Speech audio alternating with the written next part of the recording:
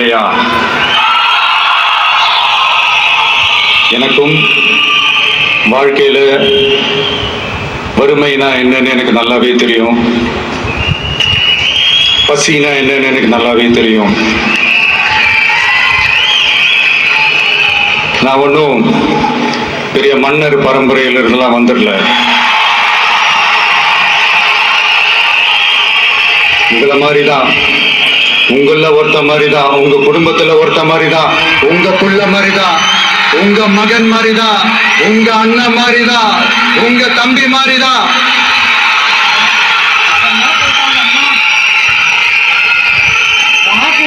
அப்படிதான் நான் உணர்றேன். நீங்களும் என்ன அப்படி நினைச்சதுனாலதான் சினிமாவில் எனக்கு ஒரு மிகப்பெரிய ஒரு இடத்த ஒண்ணு கொடுத்தீங்க. அதையெல்லாம் விட்டுட்டு உங்களுக்காக நன்றி கடன் செலுத்துறதுக்காக அரசியலுக்கு வந்த இந்த விஜய நீ வா விஜய், நாங்களா இருக்கோம், பாத்துக்கிறோம். விஜய் தம்பி நீ வா, நாங்க இருக்கோம். விஜய் தம்பி நீ வா, நாங்க இருக்கோம். அண்ணா நீ வாடா, நாங்களா இருக்கோம். நண்பா நீ வா நண்பா, நாங்களா இருக்கோம் சொல்லி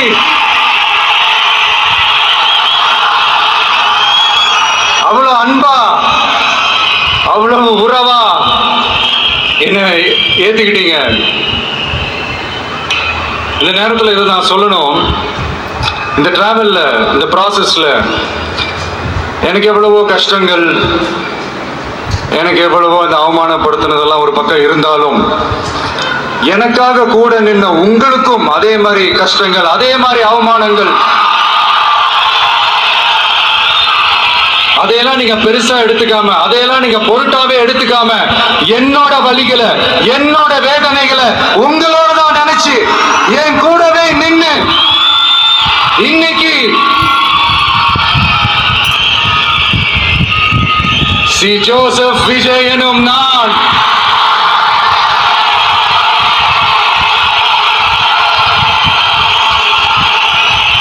அதை உண்மையாக்கி இருக்கிறீங்க. உண்மையிலே என்ன சொல்றதுன்னு எனக்கு தெரியல. என்னுடைய உறவுகளே, என்னுடைய சொந்தங்களே, நான் ஒன்றும் தேவ தூதன்லாம் கிடையாது. நானும் ஒரு இயல்பான ஒரு வாழ்க்கை வாழ்ற ஒரு சாதாரணமான மனுஷன்தான்.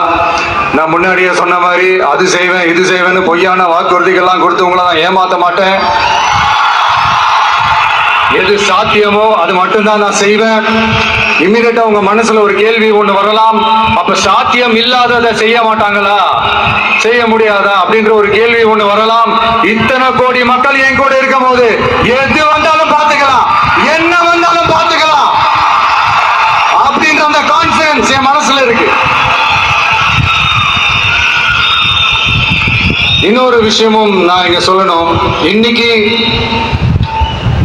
நம்ம தமிழ்நாடு கவர்மெண்ட் இருக்கிற அந்த நிலைமையை பத்தி நான் உங்ககிட்ட நான் சொல்லணும். கிட்டத்தட்ட 10 லட்சம் கோடிக்கு மேல கடன் வாங்கி வச்சுட்டு போயிருக்கிற இன்னைக்கு அந்த தமிழ்நாடு அரசு இருக்கிறப்போ, கஜானாவை சுத்தமா தொடச்சி வலிச்சு வச்சுட்டு போயிருக்கிறப்போ, தூக்க முடியாத சுமையை ஏத்தி வச்சுட்டு போயிருக்கிறப்போ, 3 லட்சம் 3 லட்சம் கோடி 10 லட்சம் கோடி கூட கடன்.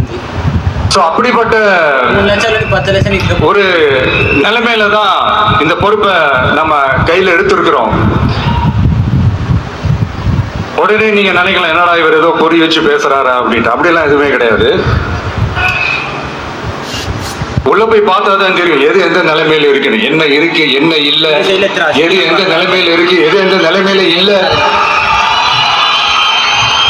சோ அதையெல்லாம் பார்த்துட்டு உங்களுக்கு ஒரு வெள்ளை அறிக்கையா அதை வெளியிடணும்னு நான் நினைக்கிறேன். ஒரு டிரான்ஸ்பரண்டான ஒரு கவர்மெண்டா, அதாவது இன்னைக்கு நம்ம தமிழ்நாடு கவர்மெண்ட் இந்த நிலைமையில தான் இருக்கு அப்படின்றத உங்ககிட்ட சொல்லிட்டு I just want to take it forward from there. அதைத்தான் நான் முதல்ல செய்யணும்னு நினைக்கிறேன். தமிழ்நாடு பொறுத்த வரைக்கும் யாரையாவது போய் ஏதாவது சந்திக்கணும் அப்படின்னா இந்த மூஞ்ச மூடிக்கிட்டு போய் சந்திக்கிறதோ, என்ன இந்த மறைமுகமா உங்களுக்கு தெரியாம போய் சந்திக்கிறதோ அப்படிலாம் நான் செய்ய மாட்டேன். எதுவா இருந்தாலும் வெளிப்படையாக ஒளிவு மறைவு இல்லாம தான் நான் செய்வேன். இவ்வளவு பெரிய ஒரு பொறுப்பை என் கையில கொடுத்திருக்கிறீங்க. அதே நேரத்துல எனக்கு கொஞ்சம் அவகாசமும் நீங்க கொடுக்கணும்னு நான் ரிக்வெஸ்ட் பண்ணி கேட்டுக்கிறேன். நான் சொன்னதையெல்லாம் படிப்படியா நிறைவேற்ற நான் ட்ரை பண்ணுவேன், நிறைவேற்றுவேன். அதே நேரத்தில் எனக்கு கொஞ்சம் அவகாசம் கொடுத்தீங்கன்னா எனக்கு கொஞ்சம் உதவியாகவும் ஒத்துழைப்பாகவும் இருக்கும். இது உங்களுடைய ஆட்சி. பெண்கள் பாதுகாப்பு ரொம்ப ஸ்ட்ரிக்டா வச்சிருப்பேன். போதைப் பொருள் கலாச்சாரம் அதை கண்ட்ரோல் பண்றதுக்கு என்னென்ன ஸ்டெப்ஸ் எடுக்கணும், என்னென்ன முயற்சிகள் எடுக்கணும், இன்னிலிருந்து அதை நான் எடுப்பேன். நம்ம பசங்களை அதுல இருந்து காப்பாற்ற வேண்டியது நம்ம அரசனுடைய பொறுப்பு. அதே மாதிரி சட்டம் ஒழுங்கு எல்லாருக்குமான பாதுகாப்பை நான் உறுதிப்படுத்துவேன். என்ன அவமானப்படுத்துறவங்களாகவே இருந்தாலும், என்ன கஷ்டப்படுத்துறவங்களாகவே இருந்தாலும், அவங்களும் என் மக்கள் தானே. நண்பர்களாக இருந்தாலும் எதிரிகளாக இருந்தாலும் 8 கோடி மக்களும் என் மக்கள் தானே.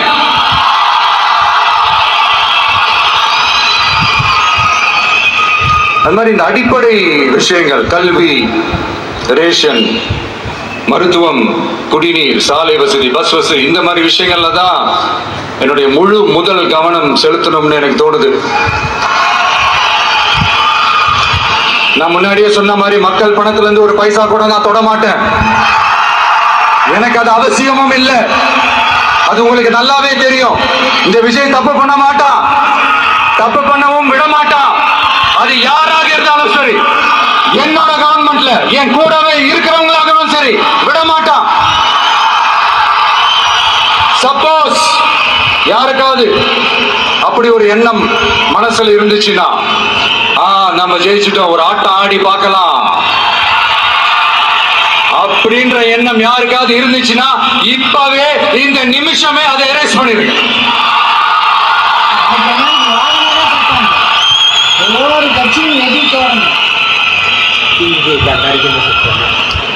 இங்க ஒரே சென்டர் தான், என் தலைமையில் உண்டான சென்டர். இந்த பக்கம் ஒரு சென்டர், இந்த பக்கம் ஒரு பவர் சென்டர், அங்க ஒரு பவர் சென்டர், அதெல்லாம் கிடையவே கிடையாது. இப்பவே சொல்லிடுறேன். பெண்கள், இளைஞர்கள், விவசாயிகள், அரசு ஊழியர்கள், ஆசிரியர்கள், உழைக்கிற மக்கள், மீனவர்கள் எல்லாருமே நம்ம டிவிக்கு அரசுல நல்லா இருப்போம், நல்லா இருப்போம், நல்லா இருப்போம். பிறப்புக்கும் எல்லா உயிருக்கும் அப்படின்றதான் நம்ம சமரசம் இல்லாத அடிப்படை கோட்பாடு. சிறுபான்மை சகோதரர்களே, உங்களுக்காக நம்ம டிவிக்கு அரசு கூடவே நிற்கும். உங்களுக்கு அதுல எந்த விதமான சந்தேகமும் வேணாம். இந்து, முஸ்லிம், கிறிஸ்தவர்களுக்கான முகம்தான் இந்த விஜயனுடைய முகம். அதுல 100% நீங்க இந்த விஜயை நம்பலாம்.